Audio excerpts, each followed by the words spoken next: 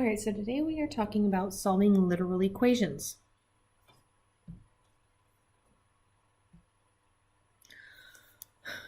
So up at the top there, you see 4 examples of literal equations. So what do you think literal equations are? Okay, literal equations are equations which consist primarily of letters. Formulas are an example of literal equations.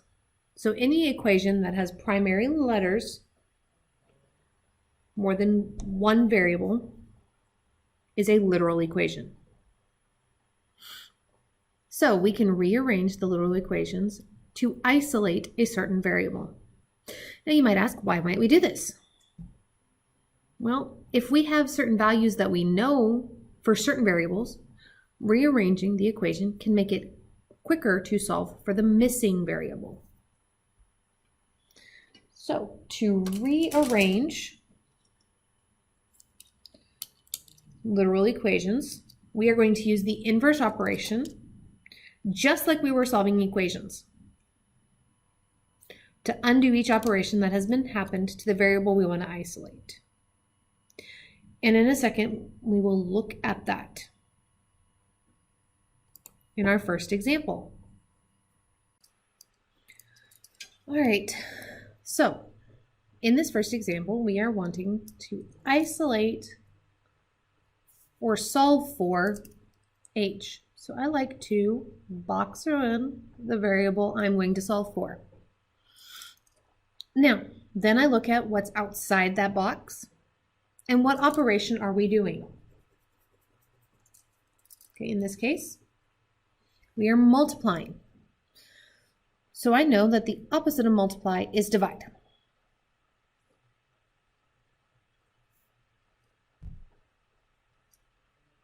So I'm going to divide both sides by b. So I get a over b is equal to h. Now, I understand this can be sometimes a little confusing. So let's look at it this way. I'm going to have 13 is equal to 2 times my h. Okay, so to solve for h, what would I have done? Divide by 2, divide by 2. My 2's canceled out on the right there, and I get 13 divided by 2 is equal to h. So notice I had the exact same steps. This one over here just has letters still in it. We don't get a number answer. All right, so let's look at another one.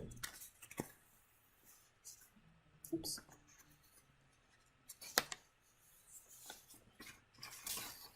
Okay, we've got P is equal to 2 times L plus 2 times W. All right, and they want us to isolate W or solve. When they say isolate, that just means the same thing as solve.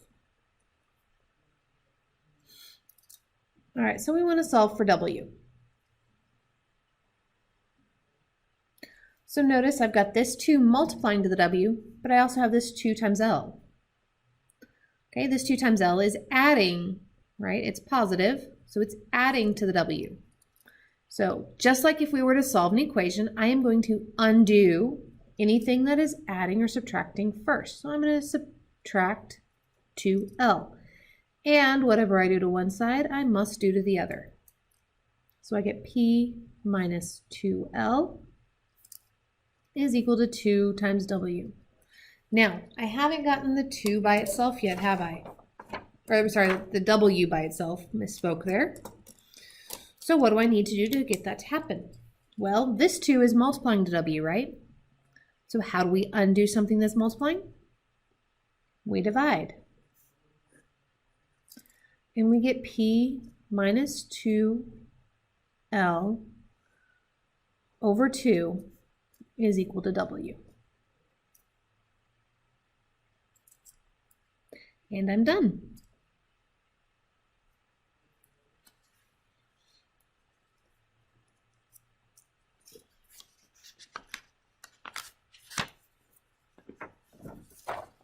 All right. So I've got this formula for circumference here. And circumference is equal to 2 pi r. And they want me to solve for r. So again, I'm going to box in my r. Now, since both 2 and pi are multiplying to the r, how would I undo both of those? Well, I'm going to divide by them, because division is the opposite of multiplication. So I get c divided by 2 pi is equal to r.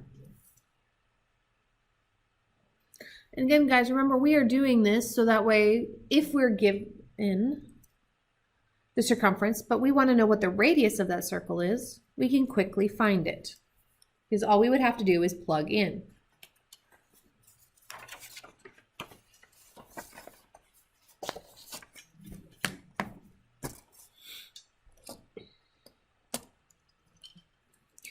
All right, so when we have a problem like this, I'm going to treat the top like it's in parentheses.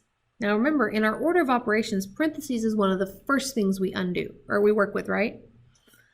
Well, when we're solving an equation, it's one of the last things to undo. We're going to undo everything in it after taking care of everything outside. So, because this 5 is in the denominator, it's dividing. So I need to multiply by 5 on both sides. Okay, I cancel out there, leaving me with 5m is equal to a plus b plus c plus d and plus e. Now what are we trying to solve for? We're trying to solve for e, right? We just had to get rid of that pesky denominator first. So we're trying to solve for e. Well, a, b, c, and d are all positive, right? They're all adding to e. If I were to rewrite this so e was first, all of them would be adding to. So I am going to subtract all of them.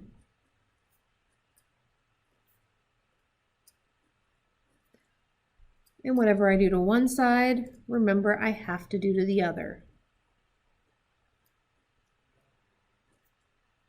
So we get 5 times m is equal to, or is, sorry, not equal. My brain is jumping ahead of my hand. Minus a plus b plus c plus d is equal to e. So if I knew what a, b, c, and d were, and m, and I wanted to find e, there I go.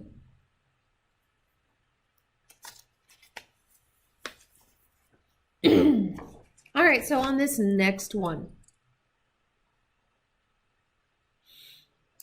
I want to isolate r.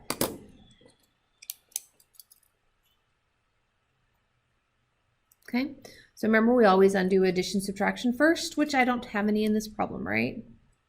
But I do have pi multiplying to my r, right? Which would be the next thing I undo. So I'm going to divide by pi. I get a over pi is equal to r squared. Now, we talked briefly before that to undo something that's to a power, we have to take the radical of that power. So the radical of a square is a square root. So I'm going to take the square root, okay, because the square root cancels out a square. So I get the square root of a over pi is equal to r.